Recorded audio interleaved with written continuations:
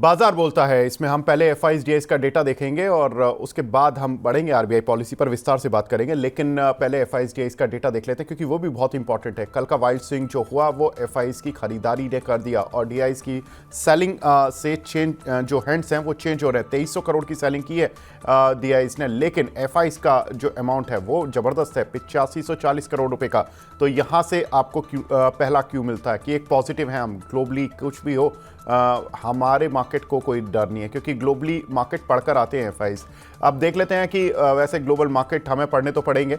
Dow Jones कल थोड़ा सा प्रॉफिट बुक होता हुआ दिखाई दिया, 45,000 के ऊपर पहुंच गया था, लेकिन अब वहां से थोड़ा सा डाउन हुआ है, करीब आधा %। शंघाई में तेजी है, स्टिमुलस की बातें हो रही हैं नेक्स्ट वीक, तो करीब शंघाई और हैंगसेंग दोनों में ही 1 से 1.5% का उछाल देखने के लिए मिल रहा है। निकाई में 1% की गिरावट है, कोस्पी में करीब 1% की गिरावट है। एक बार देख लेते हैं आज के टॉप गेनर्स और लूजर्स कौन से काउंटर हैं जो कि आज दम भर रहे हैं। उसमें गैपडीएल 8%, आईटीआई 8%, रेन इंडस्ट्री 7.25%, जीपीआईएल करीब 6.5% और धानी में करीब 6% का मूव पॉजिटिव साइड पर देखने के लिए मिल रहा है। एक बार देख लेते हैं कौन से काउंटर हैं जो कि नेगेटिव साइड पर चल रहे हैं इस समय।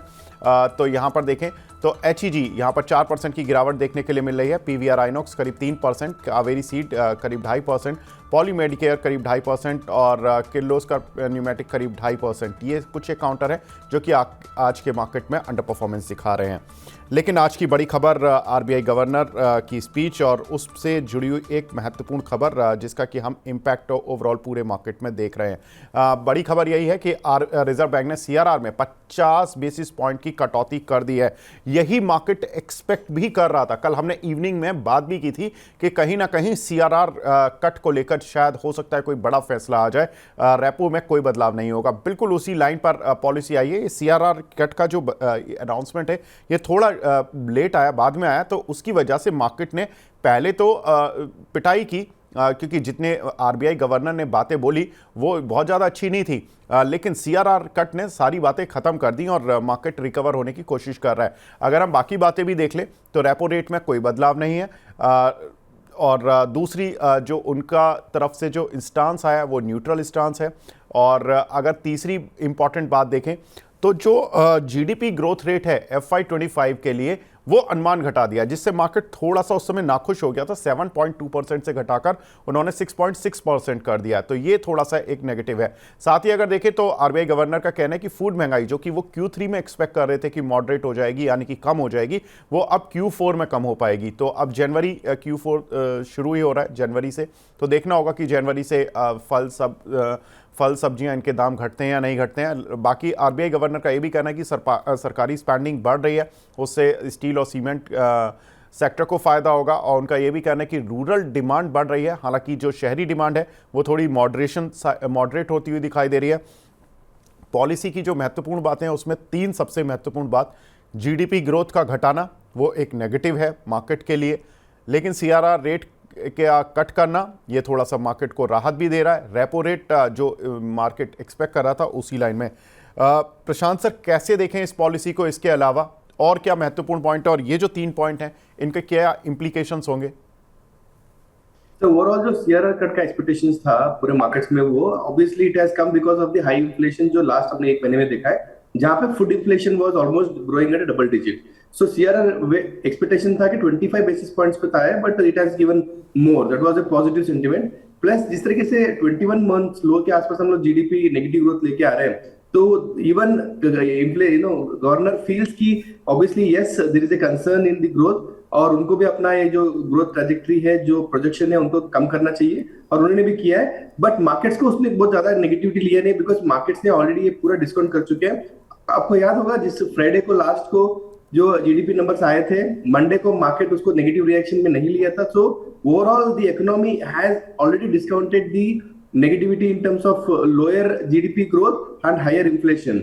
अभी बस मार्केट्स में ये एक्सपेक्टेशन है कि जिस तरीके से गवर्नमेंट स्पेंडिंग बढ़ना चाहिए वो बढ़ा नहीं है लास्ट 6 महीने में। अगर जिस तरीके से गवर्नर जी ने बताया कि बढ़ेंगे, अगर वो इम्प्लीकेशन में आ जाते हैं तो जो सबसे बड़ा इंडस्ट्री है सीमेंट, सेकंड बड़ा इंडस्ट्री है स्टील, अगर यहाँ पे ज्यादा मोमेंटम प्राइस करेक्शन आ जाता है तो obviously it will move towards the other inflation concern.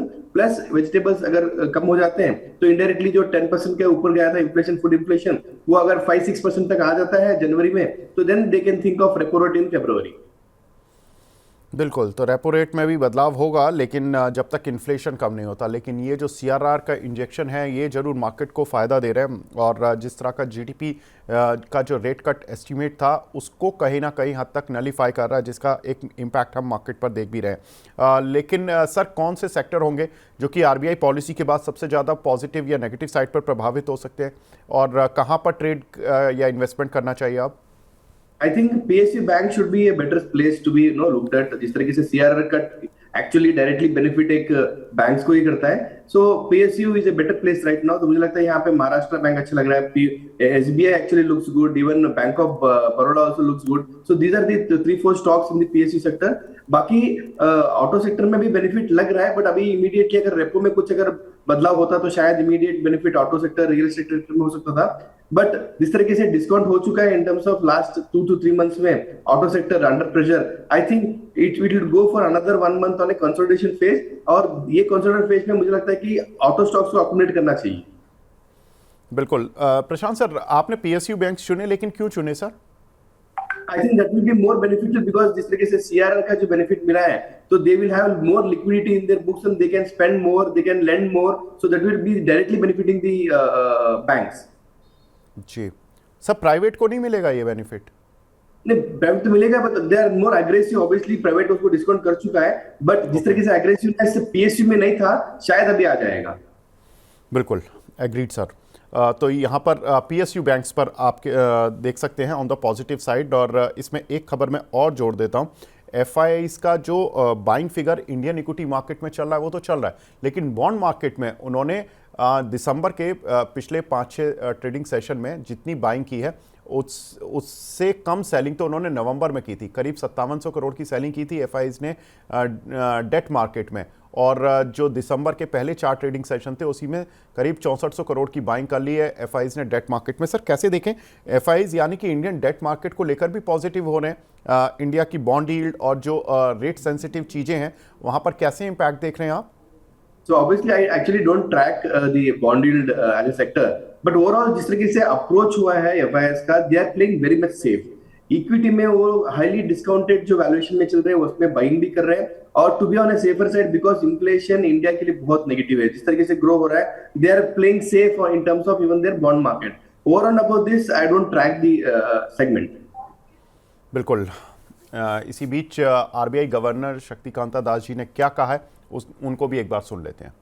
The Monetary Policy Committee decided by a majority of 4:2 to keep the policy repo rate unchanged at 6.5%.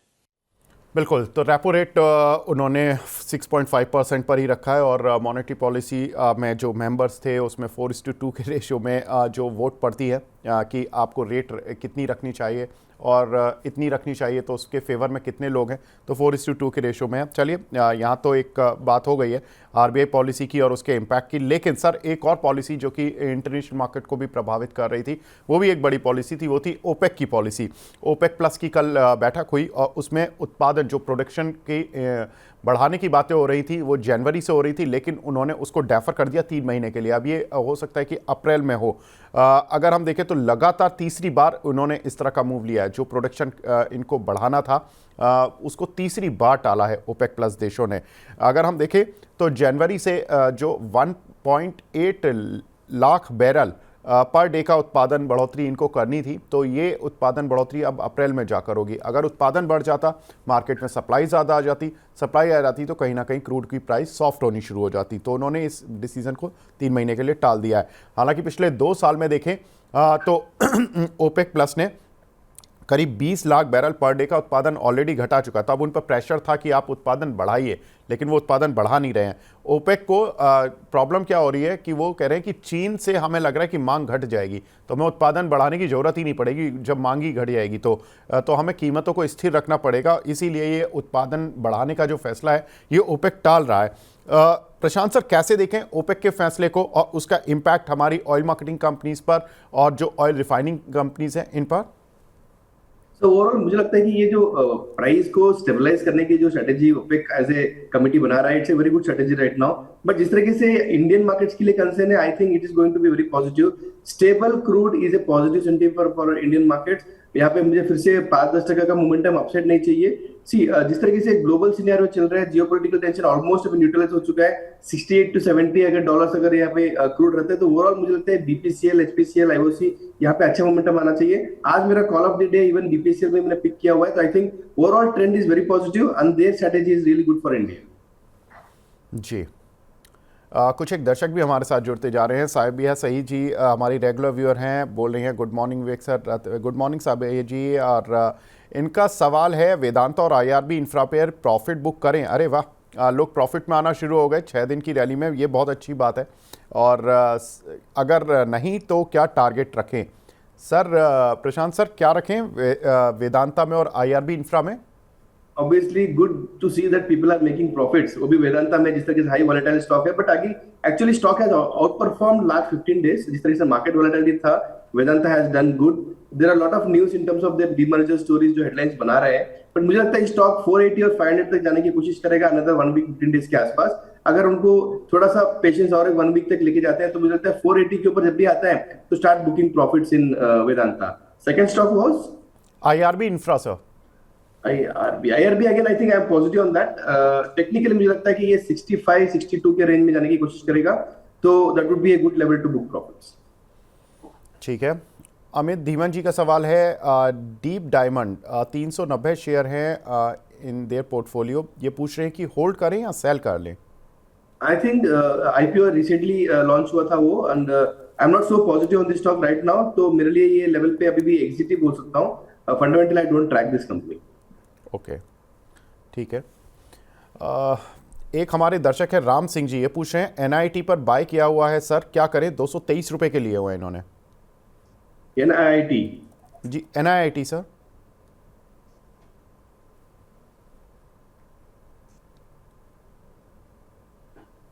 Yes, technically weak लग रहा है। I think one should look at selling it's loss हो रहा है, तो I think यहाँ पे भी बुक करना चाहिए। Trend is very negative. Stock can go up to 200 levels technically and it can settle very much near 190, 190 और 195। तो मेरा एडवाइस यहाँ पे एक बार सेल कर दीजिए अगर प्रॉफिट में है। अगर लॉस भी है तो एक बार निकल के फिर से उसको एंट्री करना है 190 के आसपास। जी। अगर बाकी देखें तो ग्लोबल खबरों में तो कल अमेरिकन मार्केट्स में तो मुनाफा वसूली देखने के लिए मिली ही, लेकिन बिटकॉइन ने $1 लाख का स्तर पार कर दिया। ये एक बड़ा अचीवमेंट है। जब से डोनाल्ड ट्रंप आए हैं तब से लगातार बिटकॉइन सुर्खियों में चल रहा है, और उन्होंने कहा भी था कि हम बिटकॉइन को अपने अमेरिका में फाइनेंशियल कैपिटल ही बना देंगे बिटकॉइन की और ये जो क्रिप्टो करेंसी की। अब कल पुतिन का भी स्टेटमेंट आया था, तो उसके बाद से और थोड़ा सा बिटकॉइन को सहारा मिल गया। लेकिन सर इम्पॉर्टेंट चीज़ होगी नेक्स्ट वीक का, जहां पर कि इकोनॉमी पर बैठक होने वाली है चाइना में वेडनेसडे को।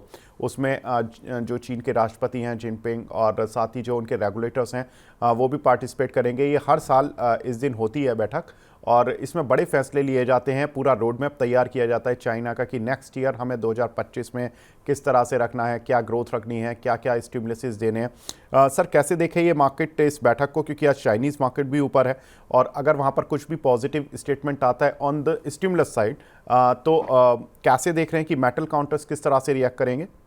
Obviously yes, very positive for metal as a sector. तो जिस तरीके से चाइना लास्ट 2-3 महीने से स्टिमुलस पैकेज से सपोर्ट कर रहा है, तो that is really doing good for the overall market. But strategic जो उनके डिसीजंस होंगे वो बहुत वॉचफुल रहेंगे। How will that affect Indian markets in terms of all the strategies जो इंडियन मार्केट्स में अप्लाई करते हैं। But overall sector as specific steel should be positive. तो मुझे यहाँ पे सेल अच्छा लग रहा है। यहाँ पे one should look at investing in SAIL. थोड़ा प्राइसेस मोमेंटम में रिवाइज हो सकते हैं। Plus Vedanta is also in action. बिल्कुल। लेकिन एक और इम्पॉर्टेंट चीज़ जो कि मार्केट को शायद बहुत पसंद आने वाली है, वो अभी शेयर कर रहे हैं। भारत के विदेश मंत्री ने कल डोनाल्ड ट्रंप पर कुछ बातें कही हैं जिसकी वजह से इंडियन मार्केट के लिए बड़ा पॉजिटिव है। उन्होंने कहा कि आपसी रिश्तों में मजबूती लाने के लिए भारत के लिए एक बड़ा मौका है अमेरिका के साथ, क्योंकि उनका मानना है कि डोनाल्ड ट्रंप की जो ये दूसरी पारी है ये भारत के लिए सबसे सुनहरा मौका है, और उनको लगता है कि ट्रंप शासनकाल में इंडिया जो होगा वो बेहतर स्थिति में होगा। उन्होंने ये भी कहा कि दुनिया भर के देश जरूर घबरा रहे हैं डोनाल्ड ट्रंप के आने से कि क्या कुछ उनके साथ होने वाला है, लेकिन भारत को इसका कोई डर नहीं है, क्योंकि भारत के रिश्ते डोनाल्ड ट्रंप से उन्होंने इनडायरेक्टली तो बोल ही दिया कि अच्छे ही हैं। और दूसरा उन्होंने ये भी बोला कि ट्रंप भी भारत को लेकर काफ़ी पॉजिटिव हैं। अब ट्रंप काफ़ी हार्डलाइनर रहते हैं कई बार, तो ये देखना होगा कि वो किस तरह के स्टेटमेंट इंडिया को लेकर अब सेकंड इनिंग में देते हैं, लेकिन अभी तक उन्होंने इंडिया को लेकर पॉजिटिव बातें ही बोली हैं। दूसरा उन्होंने एक जो इम्पॉर्टेंट बात बोली थी वो बोली है कि भारत और अमेरिका के बीच आईटी सेक्टर में बढ़ावा देने की ज़्यादा संभावनाएं दिख रही हैं। प्रशांत सर, हमने देखा कि कल IT Nifty all time high पर चला गया था, और अब अगर अमेरिका और भारत, जिनका कि आईटी में बिल्कुल हम मानते भी हैं कि एक बड़ा रिश्ता रहा है, हमारे यहाँ से बहुत ज़्यादा आईटी कंपनीज रेवेन्यू कमाती हैं अमेरिका से, सर कैसे देखें इस लाइन को विदेश मंत्री की, और क्या कुछ होगा आईटी कंपनी के शेयरों के साथ? सो ओवरऑल जो एफएम विदेश मंत्री ने बताया, जो पॉजिटिविटी इंडिया के लिए बहुत स्ट्रांग है, मैं भी यही लाइंस पे देखता हूँ। जिस तरीके से लास्ट 10 डेज बैक जो स्टेटमेंट आया था with respect to no negotiating tariff in terms of China, Mexico and Canada, वो टाइम पे कभी भी उन्होंने इंडिया के नाम लिया नहीं और इंडिया के ऊपर कुछ कमेंट्स नहीं किए थे। बट उसके बाद ब्रिक्स कंट्री के ऊपर जो नो अल्टरनेटिव करेंसी जो डॉलर के इसको ऊपर जो प्रेशर है उसके ऊपर जो कमेंट किए थे, तो I think that was part of Indian strategy. But again overall India it can not be ignored. India is a part of global engine in terms of global GDP growth. तो मुझे लगता है कि US कोई भी हो, Trump हो या बेनार्ड कोई भी हो, तो मुझे इंडिया को इग्नोर नहीं कर सकते and they have to take part then go together. तो मुझे लगता है कि आईटी एंड फार्मा ये दोनों सेक्टर में भी US will support Indian markets. Obviously थोड़ा प्राइसिंग के टाइम पे थोड़ा सा नेगोशिएट करेंगे वो, but obviously to help the industry to grow faster, India will do everything to have a good partnership with India with the US and they will grow faster. Overall IT as a sector जिस तरीके से रूपी इतना weakness हो रहा है तो भी एक पॉजिटिविटी है। अगर सोच के आगे जाके अगर बिजनेस वाइज कोई स्ट्रेटेजी बनाना है, कोई सेगमेंट वाइज फोकस करना है, तो वो भी एक पॉजिटिविटी है। I am positive on the IT sector for next 1 or 2 years। बिल्कुल, और सर तो पॉजिटिव है ही। मैं बता दूं मॉर्गन स्टैनले भी इंडिया पर पॉजिटिव हो चुका है। मॉर्गन स्टैनले की एक रिपोर्ट है, उसमें रिधम देसाई जो उनके हेड हैं, उन्होंने बोला है कि 2025 में भारतीय बाजार इमर्जिंग मार्केट को फिर पीछे छोड़ देगा और इमर्जिंग मार्केट में बेस्ट मार्केट इंडिया का ही लग रहा है। उन्होंने कहा कि कंपनियों की ग्रोथ अच्छी आ रही है, अर्निंग्स ग्रोथ ठीक है, मैक्रो स्टेबिलिटी ये एक बहुत इंपॉर्टेंट फैक्टर होता है जब एक बड़ा निवेशक किसी भी कंट्री में इन्वेस्ट करता है, कि वहाँ पर पॉलिटिकली स्टेबिलिटी कैसी है, वहाँ पर कोई अंदर प्रॉब्लम तो नहीं है, इकोनॉमी को लेकर कोई प्रॉब्लम तो नहीं है, और भारत के रिश्ते ठीक ठाक चल रहे हैं आस पड़ोस में, या विदेशी नीति ठीक है। तो इस चीज़ को लेकर एक स्टेबिलिटी है भारत में। और ये भी कह रहे हैं कि डीआईज जो म्यूचुअल फंड्स हैं और जो डोमेस्टिक इंस्टीट्यूशनल इन्वेस्टर्स हैं वो लगातार इंडियन मार्केट को काफ़ी अच्छे से सपोर्ट कर रहे हैं। ये एक इंडिया का बड़ा पॉजिटिव है। सर प्रशांत सर, अगर भारतीय बाजार इतना ही पॉजिटिव है तो सर हम ब्रोकिंग शेयरों पर क्या करें? ब्रोकिंग शेयरों को अभी भी पॉजिटिव नज़रों से ही देखें, हालांकि काफ़ी चल चुके हैं ये शेयर। आई थिंक यस, देखो अगले 1 साल के लिए अपने जो टारगेट है ऑलमोस्ट 15-20% टारगेट है निफ्टी पे एज वेल एज सेंसेक्स पे, बट वो इतने इजीली वन वे नहीं आएगा। There will be lot of volatilities, lot of geopolitical tensions will create lot of volatility in India, और lot of volatility will create lot of business for the broking companies. तो indirectly broking companies ये level भी मुझे अच्छा लग रहा है। अगर टेक्निकली देखा जाए तो angel one looks good at these levels.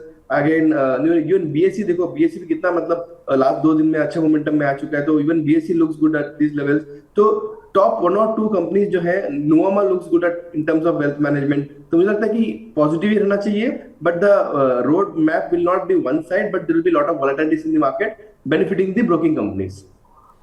बिल्कुल, तो ब्रोकिंग कंपनीज पर आप पॉजिटिव रुख अपना सकते हैं, लेकिन एक कंपनी जो कि नेगेटिव खबरों से घिरी हुई है और उसकी नेगेटिव खबरें जैसे ही दूर होती हैं फिर आ जाता है, ओला इलेक्ट्रिक। यहाँ पर सीसीपीए ने दोबारा कस्टमर शिकायतों से जुड़े हुए पेपर मांग लिए हैं कंपनी से, और 15 दिन में कंपनी को ये दोबारा पेपर्स देने होंगे।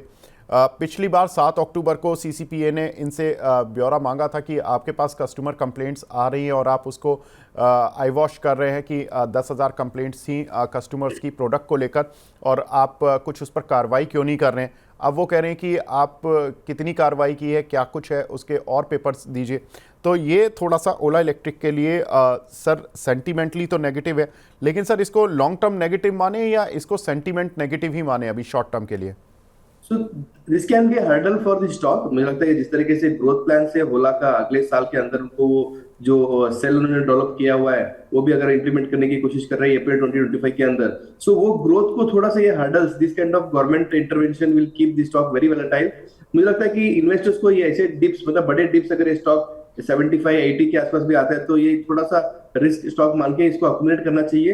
I think growth is very fast. जिस तरीके से अनऑर्गेनाइज मार्केट में ये जो चाइनीज व्हीकल्स आ रहे हैं, बहुत सारे मार्केट शेयर इनका खा चुके हैं, और जिस तरीके से उन्होंने नया जो मॉडल उन्होंने लॉन्च किया B2B सेगमेंट में, I think that will be the game changer for the stock. And the cell manufacturing जो है, if they start adding cell into their own vehicles, that will start giving them better profitability going forward. तो मुझे लगता है overall positive हूं मैं, but with lot of hurdles, lot of volatility in between.